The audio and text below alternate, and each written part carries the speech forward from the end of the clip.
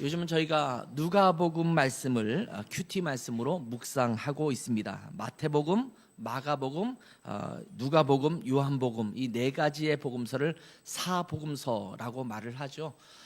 이 사복음서 중에서 누가복음은 여러 사건들에 대해서 비교적 자세하게 기록하고 있는 그러한 복음서입니다. 그래서 네 개의 복음서 중에서 가장 길기도 하지만 예수님을 향한 그 기록에 있어서도 굉장히 긴 그런 성경에 속한 그런 내용입니다. 이 복음서들은 주로 예수님께서 탄생하신 것과 그분의 사역과 또 생애를 말씀하고 있고, 예수님께서 십자가에 달려 죽으시고 부활하신 사건에 대해서 기록을 하고 있습니다. 예수님은 하나님의 아들로서 육신을 입고 이 땅에 오셔서 우리의 죄 문제를 해결하시고 구원하시기 위해서 구세주와 주님으로 오셨다라고 하는 것을 기록한 내용들이 복음서이거든요. 물론 성경 전체가 그러한 예수 그리스도의 구원 사역에 대해서 주목하고 있지만, 이 복음서에서는 특별히 예수님의 생애와 삶을 통해서 구체적으로 어떻게 이 구원이 완성되었는가를 보여주는 그러한 성경입니다. 그래서 이것을 우리가 복음서라고 부릅니다. 그 중에 누가복음은 아까 말씀드렸처럼 굉장히 비교적 상세하게 기록하고 있고 포괄적으로 기록하고 있는 편입니다. 하나님의 아들로서 예수님께서 이 땅에 오셨지만 인간의 몸을 입고 이 땅에 오셔서 우리를 구원하시기 위해서 오신 그런 구원자라는 사실에 주목하고 있는 성경입니다. 누가복음은 메시아로 오신 예수님이 태어나실 것에 대한 예언, 그리고 그 과정들, 이런 부분들을 비교적 상세하게 우리에게 소개해주고 있고, 예수님의 아기 때 그리고 어린 시절에 대한 내용도 아주 간단하게나마 기록하고 있습니다. 다른 복음서에는 어린 시절, 태어날 때 이후의 어린 시절은 잘 기록하고 있지 않거든요. 근데 누가복음은 아주 간단하게지만 오늘 읽은 본문부터 시작해서 예수님의 어린 시절에 대한 이야기를 보여주고 있습니다. 오늘 본문을 보면 예수님께서 태어나신 지 8일 만에 예루살렘에 있는 성전에 와서 관례에 따라서 하나님께 아기를 드리는 의식을 하는 그 상황 속에서 벌어진 사건을 기록하고 있습니다. 유대인들은 아기를 낳으면 첫째 아들은 하나님 앞에 바치도록 되어 있습니다. 바친다고 해서 뭐 죽여서 이렇게 제사를 지내고 그런 것이 아니라 이 아기를 대신해서 집비둘기나 또 산비둘기를 제물로 드려서 이 아이는 하나님의 것입니다 라고 고백하면서 드리는 제사를 드리거든요. 우리가 요즘은 흔히 헌아래라고 하는데, 장자 첫 번째 자녀에 대해서는 아들에 대해서는 드리는 거예요. 예를 들면 이제 하민이 같은 경우는 이제는 이렇게 드려야 되는 거예요. 하나님 앞에 첫째니까, 아들로선 첫째니까 드리는 거예요. 그러니까 율법서에 보면 그런 식으로 하나님 앞에 드리도록 되어 있는데, 그 관례에 따라서 그렇게 드리기 위해서 이제 요셉과 마리아가 아기 예수님을 데리고 예루살렘 성전에 도착한 겁니다. 그 당시에 아마 베들레헴에서 약간 머물고 있었기 때문에 그다지 멀지 않은 예루살렘에 오는 것이 어렵지는 않았을 것이라는 생각이 듭니다.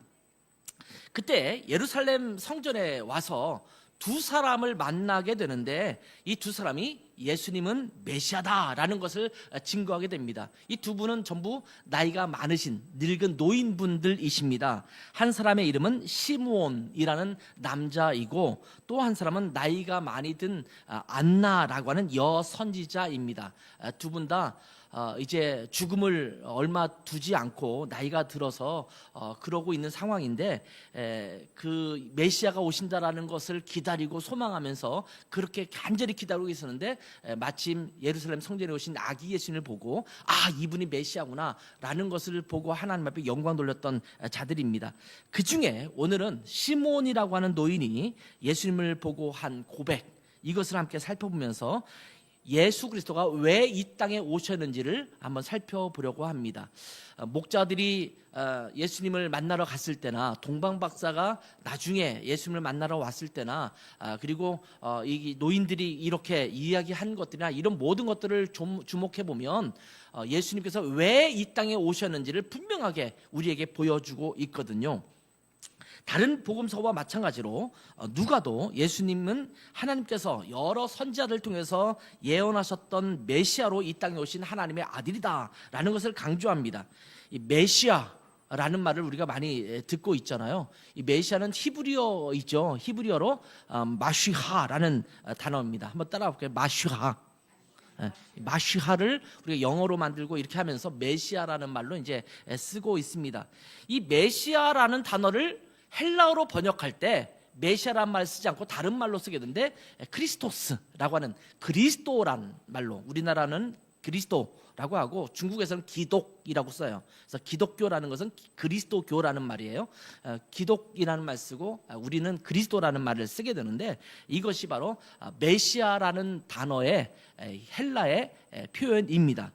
그래서 우리가 이제 보통 크리스트, 뭐 기독교, 그리스도 이렇게 이야기를 하고 있죠. 이 메시아, 그리스도라는 말은 기름 부음 받은 자라는 의미입니다. 이스라엘 사람들에게는 구원자를 가리킬 때 이 메시아라는 단어를 사용했습니다. 유대인들은 중요한 직분을 맡고 있는 사람들에게 기름 부어서 그 사람이 이런 직분을 맡은 사람입니다 라는 것을 사람들에게 드러냈거든요. 굉장히 중요한 직책, 세 종류의 직분을 갖고 있는 사람들에게 기름 부어서 이 사람은 굉장히 주님께서 맡겨주신 중요한 역할을 합니다 라고 이렇게 표시를 했는데, 그 세 사람이 어떤 사람이냐면 제사장, 그리고 한 사람은 왕, 그리고 선지자, 이 세 직분을 갖고 있는 사람들에게 기름 부어서 이 사람은 왕입니다, 또는 이 사람은 제사장입니다, 이 사람은 그리스도입니다 라는 것을 표시했습니다. 근데 이 메시아라는 단어와 그리스도라는 말은 왕과 제사장과 선지자의 모든 것을 다 아우를 수 있는 구원자로서의 표현을 할 때 메시아 또는 그리스도라는 표현을 하고 있는 겁니다. 예수님은 이 땅에 오신 제사장이시고 마지막 대제사장이시죠. 그리고 그분은 우리에게 말씀을 증거하는 선지자이기도 하셨고 만왕의 왕이 되어 주시기도 하셨거든요. 그렇기 때문에 메시아라는 단어는 이런 것들을 의미하는 단어입니다.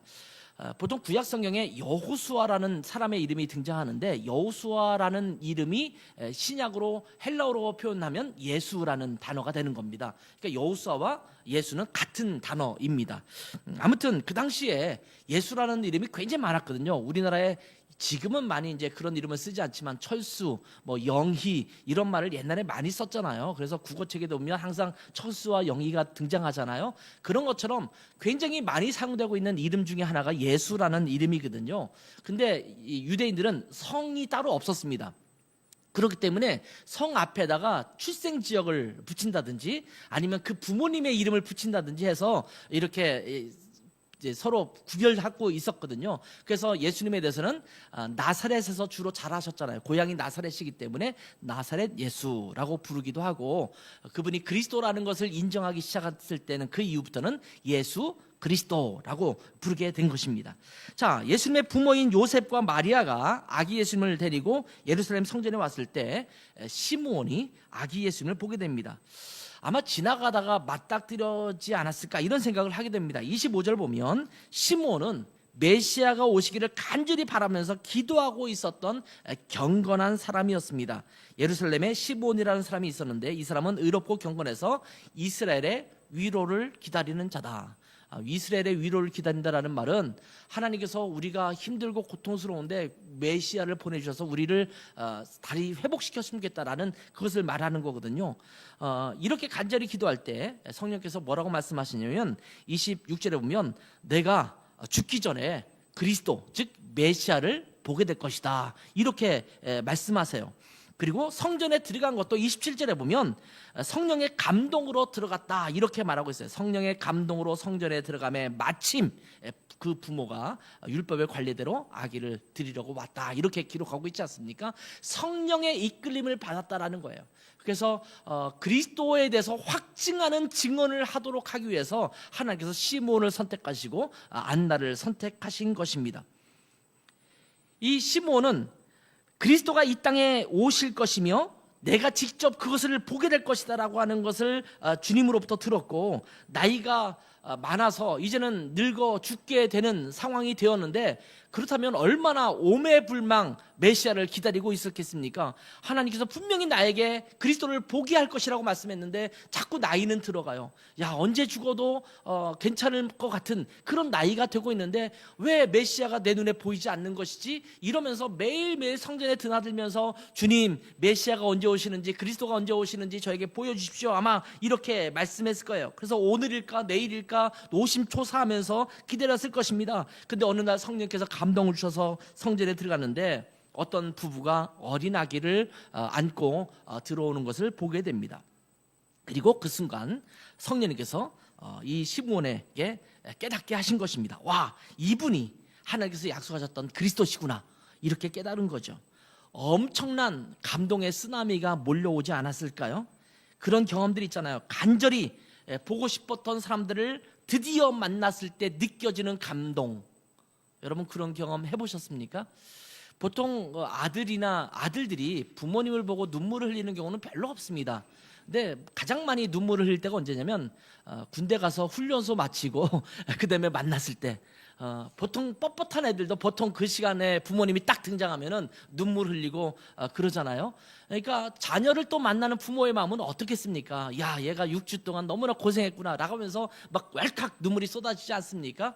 그런 것처럼 반가운 마음보다 아마 훨씬 더 진한 감동으로 시므온에게 찾아왔을 것이라는 생각이 들어요. 그래서 이 시므온이 아기를 보자마자 안고 하나님 앞에 찬송을 부르기 시작합니다. 그 찬송의 내용이 오늘 읽은 본문의 내용입니다. 이 찬송의 내용은 시므온이 안고 있는 아기가 어떤 자인지를 잘 설명해 주고 있습니다. 시므온은 성령의 감동을 입어서 이 찬송을 부른 것입니다. 그래서 이 찬송의 내용을 잘 살펴보면 예수님이 왜 이 땅에 오셨는지, 예수님이 어떤 분이신지를 분명히 잘 알고 있는 것입니다. 그렇기 때문에 이 시므온의 노래나 또 안나의 고백이나 굉장히 중요한 고백으로 누가가 기록하고 있는 것입니다. 자, 먼저 시므온은 하나님께서 성령을 통해서 죽기 전에 그리스도를 보게 될 것이다 라는 말씀을 들었습니다. 그런 시므온은 아기 예수님을 보고 예수님께서 그리스도다 라는 것을 알아본 것입니다. 아기를 보고 그냥 좋아서 귀여워서 좋아한 것이 아니라 그리스도 즉 메시아를 보았기 때문에 기뻐하며 찬송한 것입니다. 야, 메시아 구원자 그분을 내가 뵙는구나, 아마 이렇게 생각했을 것입니다. 예수님은요, 성장한 후에 어느 날 갑자기 메시아 또 그리스도가 되신 것이 아닙니다. 인간이 타락해서 하나님으로부터 멀어진 그 순간부터 하나님께서 인간을 구원하시기 위해서 철저하게 계획하셔서 보내주신 메시아 그리스도이시라는 것입니다. 보통은 4대 성인 이런 사람들을 보면 어느 날 나이가 들고 도를 깨달아서 그 다음부터는 선지자 역할을 하거나 뭐 이렇게 하지 않습니까? 근데 예수님의 탄생은 아예 처음부터 하나님께서 지정하시고 태어나기 전부터 그 부모에게 나타나서 말씀해 주시고 주변에는 모든 사람에게 이야기를 하면서 이 사람이 바로 메시아다 이렇게 말씀을 하고 있는 것입니다. 들에서 양을 치던 목자들을 향해서 말씀하셨고, 태어난 지 8일 정도 된 오늘 본문의 시점에서 이 안나와 시므온을 통해서 말씀하시고, 또 침례 요한을 통해서 이가 바로 하나님의 아들이다라고 선포하셨습니다. 예수님은 석가모니, 공자, 소크라테스와 함께 4대 성인 중에 한 분이 아니라 하나님께서 이 땅에 보내주신 유일한 구원자 메시아이십니다. 영원한 생명을 얻기 위한, 하나님의 나라에 가기 위한, 그래서 구원받을 수 있는 여러 길 중에 하나가 아니라는 말씀입니다. 영원한 생명을 얻을 수 있는 하나님의 나라, 천국에 갈 수 있는 유일한 길은 바로 예수 그리스도이십니다. 하나님께서 예수 그리스도를 통해서만 구원을 얻게 하셨기 때문입니다. 예수님께서도 이렇게 말씀하셨어요. 요한복음 14장 6절에 보면 내가 곧 길이요 진리요 생명이니 나로 말미암지 않고는 아버지께로 갈 자가 아무도 없다. 저 천국에 가려면, 하나님의 나라 가려면 예수 그리스도 나 자신을 통하지 않고는 하나님 앞에 갈 수 있는 길은 없다라고 말씀하고 있는 겁니다. 영어 성경을 제가 여기다 기록해 놨는데 NASB예요. New American Standard Bible인데 여기서도 그렇게 말씀하고 있잖아요. I am the way and the truth and the life. 여기 보면 the라는 정관사를 붙이고 있죠. 여러 길 중에 a way 또는 a life, a truth가 아니라 한 가지의 길이 아니라 바로 그 길이라는 것입니다. 예수 그리스도 말고는 구원을 얻을 방법이 없다라는 말씀입니다. 그래서 사도행전 4장 12절에도 이렇게 말씀하시죠. 다른 이로서는 구원을 받을 수 없나니 천하 사람 중에 구원을 받을 만한 다른 이름을 몇 명 주셨다고요? 몇 명 주셨다고요? 다른 이름을 우리에게 주신 일은 없다. 하나님께서, 창조하신 하나님께서 예수 그리스도 외에는 하나님 앞에 다시 돌아와 회복하여 영원한 생명을 얻을 수 있는 구원의 길을 주신 일이 없다라고 말씀하십니다. 하나님은 예수 그리스도를 이 땅에 유일한 구원자, 구세주로 보내주신 것입니다. 죄를 지어서 하나님 나라에 갈 수 없는, 죄의 형벌로 인해서 지옥에서 신음할 수밖에 없는 인간을 너무나 사랑하셨기 때문에 그러한 인간을 구원할 구원자 메시아 그리스도로 바로 예수 그리스도를 보내셨다라고 말씀하시고 있습니다. 예수 그리스도는 유일한 메시아, 유일한 그리스도, 유일한 구원자이십니다. 여러분, 누군가가 내가 이 시대에 다시 나타난 그리스도라고 하면 여러분, 그 사람에게 등을 돌리세요. 예수 그리스도 말고 다른 그리스도는 없습니다. 다른 구원자는 없습니다. 다른 메시아는 없습니다. 여러분은 이 예수 그리스도를 통해서 구원 받으셨습니까? 오직 한 길, 예수 그리스도입니다. 교회에 나와서 구원받는 게 아니고, 예배에 참여했다고 구원받는 게 아니고, 교인으로 등록했다고 구원받는 게 아니고, 내가 침례 의식에 참여했다고 구원받는 게 아니라 예수 그리스도를 통해서만 구원을 받습니다. 그런데 이 예수 그리스도의 구원자 되심은 이스라엘 백성들에게만 유효한 게 아닙니다. 온 세상의 구세주로 예수님은 이 땅에 오셨습니다. 자, 이스라엘 백성들은요, 메시아를 기다리면서 이스라엘을 구원하실 메시아가 올 거라고 기대했습니다. 자, 이스라엘 백성이 기대하는 메시아는 누구냐면, 오래전에 이스라엘을 가장 강하게 만들었던 부흥의 시기, 누구의 시기일까요? 바로 다윗의 시기입니다. 이스라엘 역사를 통틀어서 가장 강력한 부흥의 시기, 강한 시기를 얘기를 하라고 하면 보통 대부분 다윗의 시대를 이야기하거든요. 이 북왕국 이스라엘과 남왕국 유다가 죄악으로 말미암아 하나님의 심판을 받았습니다. 그리고 멸망했습니다. 아수르에 의해서 또 바벨론에 의해서 포로로 끌려가서 나라의 주권을 상실했습니다. 그러다가 이 바사 시대에, 페르시아 시대에 다시 유대 땅으로 돌아와서 예루살렘 성전과 예루살렘 성을 건축하긴 했지만 또다시 로마 제국에 의해서 침략을 당하고 로마의 통치를 받는 상황이 지금 이어지고 있는 겁니다. 잠깐 주권을 다시 찾았는가 싶었는데 굉장히 오랫동안 이 아수르에 의해서 또 이 바벨론에 의해서 그리고 나중에는 로마 제국에 의해서 식민지로서 주권을 잃어버린 백성이 된 것입니다. 그런 이스라엘 백성들에게는 무엇을 기대하겠습니까? 우리는 언제 독립할 것인가? 마치 우리가 일제 점령기 때에, 강점기 때에 독립운동을 하면서 우리 대한민국의 주권을 회복하기 위해서 그렇게 애쓰지 않았습니까? 그런 것처럼 이스라엘 백성들은 로마 제국으로부터 우리가 독립해서 옛날 다윗의 시대의 영광스러운 그 시대를 우리 다시 한번 회복했으면 좋겠다. 그 일을 할 사람이 누구냐? 바로 메시아다. 그런 의미로 메시아를 기다린 거예요. 이스라엘을 다시 회복할 메시아. 이스라엘이 독립해서 이스라엘의 영광을 다시 찾을 수 있는 그 메시아를 고대한 것입니다. 근데 예수님께서 오신 거예요. 예수님께서 놀라운 능력을 행하시면서 병도 고쳐주시고 귀신도 쫓아내시고 오병이어의 기적을 행하시면서 먹을거리 문제도 해결해 주시면서 주옥 같은 가르치심도 베푸시니까 이스라엘 백성들은 드디어 자기들이 고대하던 그 메시아가 오셨다고 하면서 로마 제국으로부터 이스라엘을 되찾아 다윗의 시대의 영광을 회복할 메시아가 되기를 바랬던 것입니다. 그런데 하나님은 단지 이스라엘의 영광을 되찾게 하려고 예수 그리스도를 보내신 게 아니었습니다. 하나님의 시선은 이 세상에 있는 모든 사람을 향해 있습니다.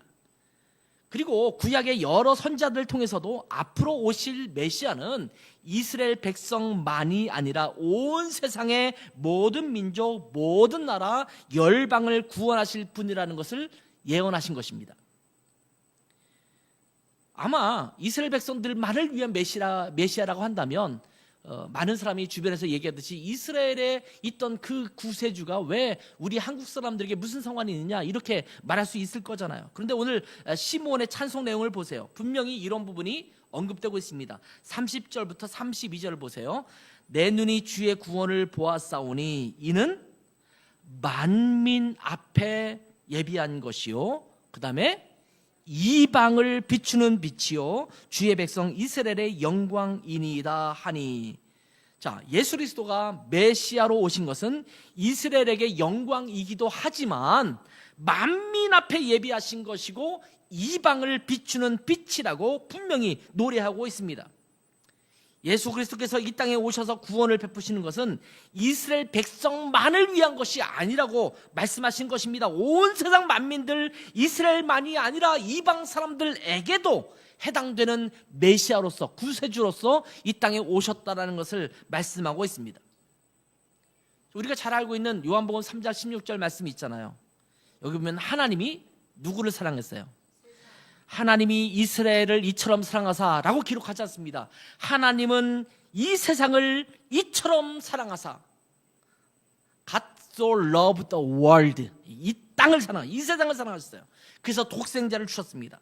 그를 믿는 자마다 멸망하지 않고 영생을 얻게 하시기 위해서 온 세상 사람을 위해서 이 땅에 보내셨다라고 말씀합니다. 누가복음 2장 10절과 11절이죠. 오늘 본문의 앞부분에 있는 내용입니다. 여기 보면 천사들이 들에서 양을 치는 목자들에게 나타나서 예수님의 탄생을 알릴 때에도 이렇게 말씀하십니다. 천사가 이르되 무서워하지 말라, 보라 내가 온 백성에게 미칠 큰 기쁨의 좋은 소식을 너희에게 전하노라.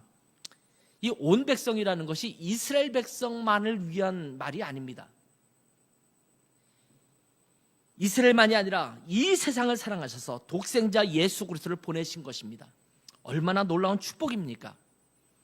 만약에 하나님께서 내가 선택한 이스라엘 백성들만 구원할 거야, 내가 메시아를 보내는데 이스라엘에 속한 사람들만 구원 얻어서 하나님 나라 백성이 되게 할 거야 라고 했다면 우리는 지금도 그냥 닭 쫓던 개 쳐다보듯이 낙동강 오리알처럼 구원받지 못한 제외된 인간으로 살 수밖에 없었을 것입니다. 그런데 하나님은 이스라엘 백성만이 아니라 온 땅에 거주하는 모든 열방의 모든 민족 사람들에게 구원을 베푸시기 위해서 예수 그리스도를 보내신 것입니다. 그래서 지금 우리도 예수 그리스도를 통해서 구원받아 하나님의 자녀, 하나님의 백성이 될 수 있었고 천국의 소망을 갖게 된 것입니다. 할렐루야. 얼마나 감사합니까? 안 그랬으면 우리는 조선 사람으로서 또 대한민국 사람으로서 아마 하나님의 나라 백성이 될 수 없었을 것입니다. 그렇지만 메시아 그리스도가 이 땅에 오셨다고 해서 무작정 기뻐할 일만은 아닙니다. 왜냐하면 예수 그리스도께서 이 땅에 오셔서 우리를 구원하시기 위한 구원자로 오셨지만 성경은 그분은 오셔서 심판주가 될 것이다, 심판의 주님이 될 것이다, 이렇게 말씀하셨습니다. 자, 이제 구원받을 수 있는 유일한 길이신 예수 그리스도께서 이 땅에 오셨습니다. 예수님께서 십자가에 못 박혀 돌아가심으로 말미암아 우리의 모든 죄를 대신 짊어지셨습니다. 이제 예수 그리스도를 믿는 자마다 죄로 말미암아 죽게 된 곳에서 영원한 생명에 이르게 하셨습니다. 그렇다면 이제 선택이 남아 있어요.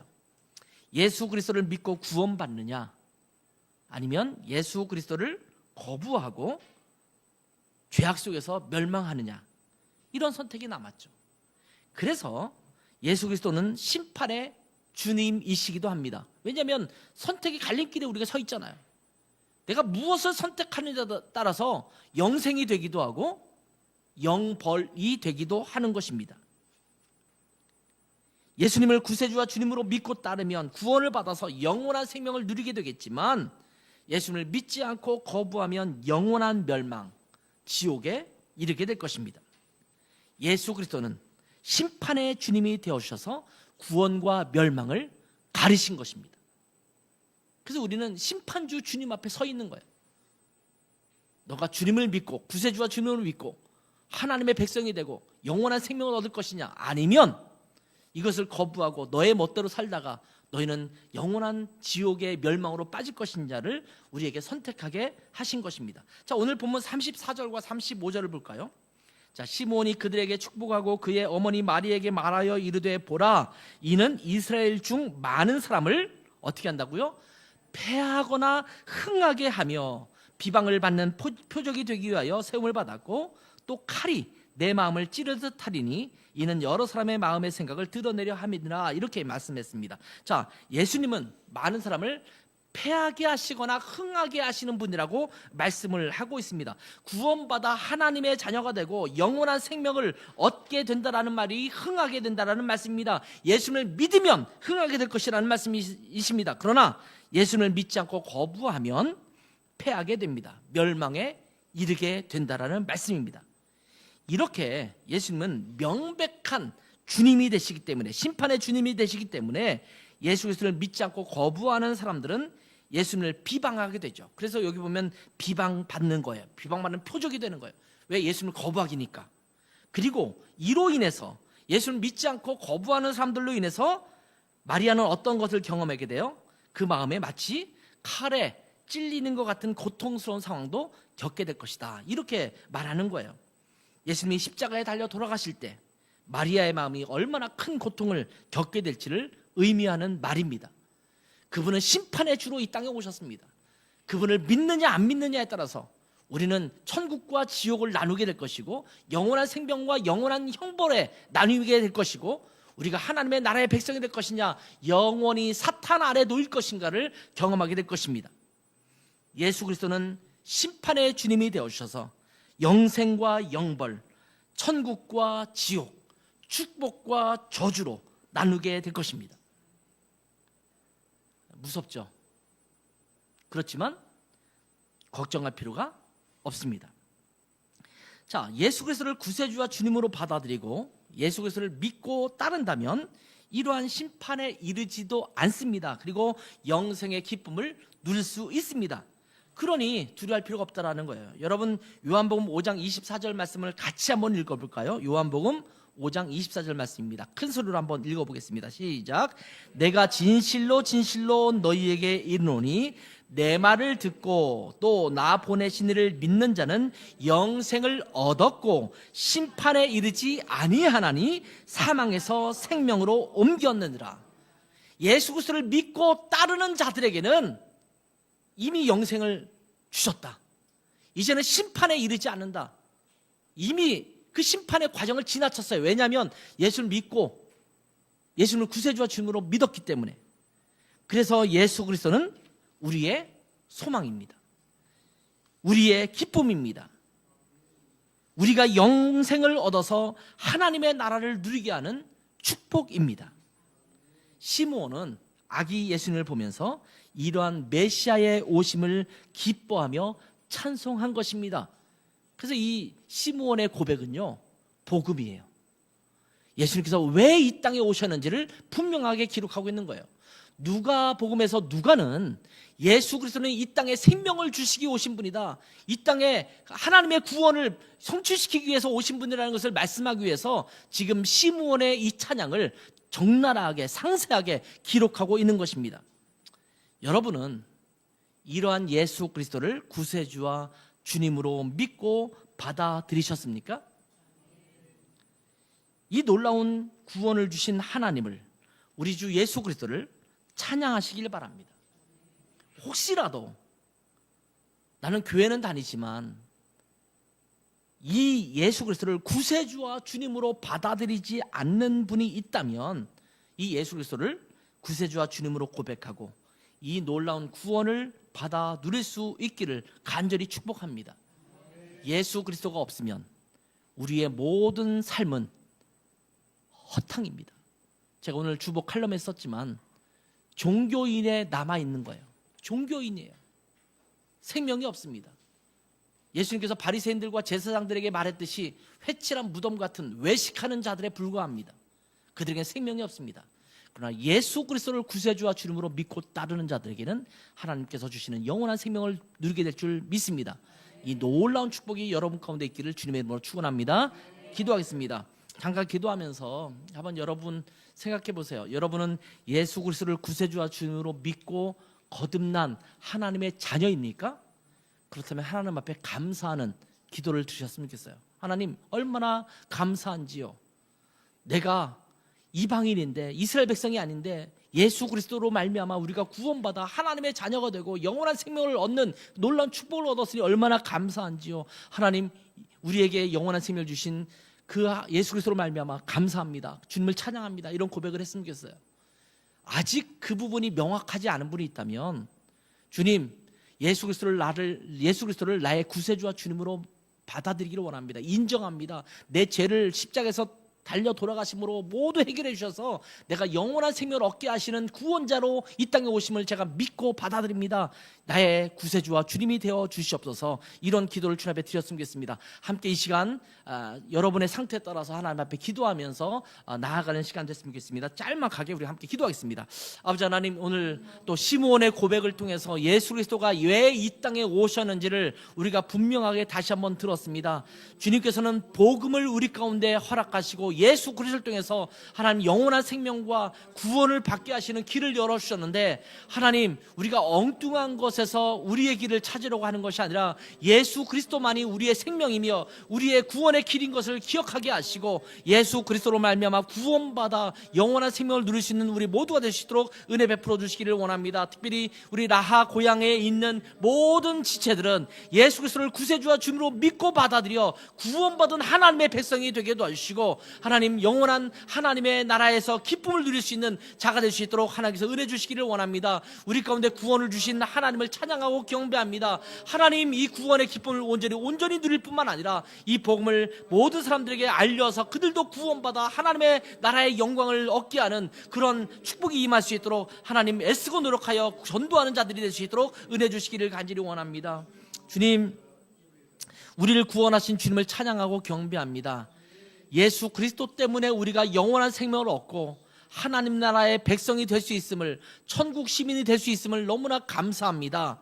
하나님, 이 감사한 마음으로 주님을 찬양하고 경배하며 하나님의 말씀에 따라 살아가는 우리 모두가 되게 도와주시고, 혹시라도 아직도 이 예수 그리스도를 인격적으로 만나지 못한 지체들이 있다면 하나님 그들 가운데 찾아가 주시고 성령께서 그 마음을 움직여 주시고 예수 그리스도를 만나 영원한 생명의 기쁨을 누릴 수 있도록 은혜 베풀어 주시옵소서. 그리고 우리 주변에 아직도 예수를 모르는 수많은 사람들이 있는데 하나님 그들에게 이 영원한 생명의 복음 되신 예수 그리스도를 증거하여 그들도 그 생명을 함께 누릴 수 있도록 은혜 주시기를 원합니다. 감사하며 예수님의 이름으로 기도했습니다. 아멘.